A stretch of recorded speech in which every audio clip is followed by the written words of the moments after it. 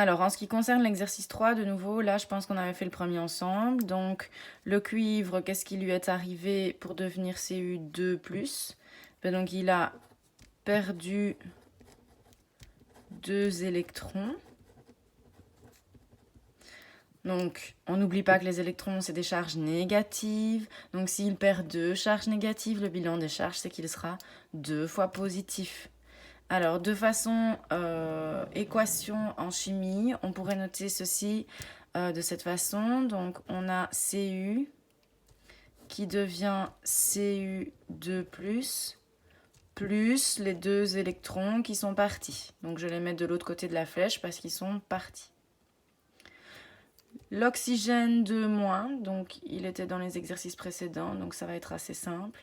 S'il est 2-, ça veut dire qu'il a gagné 2 charges négatives, donc il a gagné 2 électrons.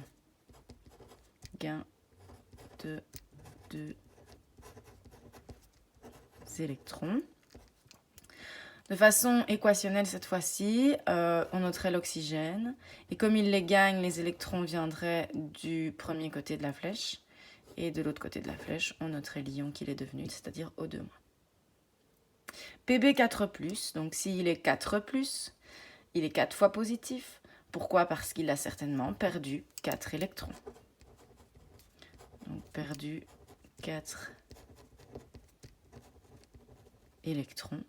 Donc, on aurait Pb qui deviendrait Pb4+, plus les 4 électrons qui sont partis, donc je les mets de l'autre côté de la flèche.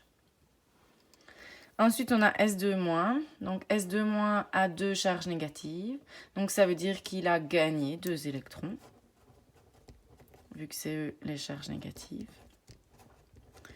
Donc, gain de 2 électrons. Donc, de façon équationnelle, on noterait S, qui gagne 2 électrons, donc on les met près de lui. Flèche, il devient S2-.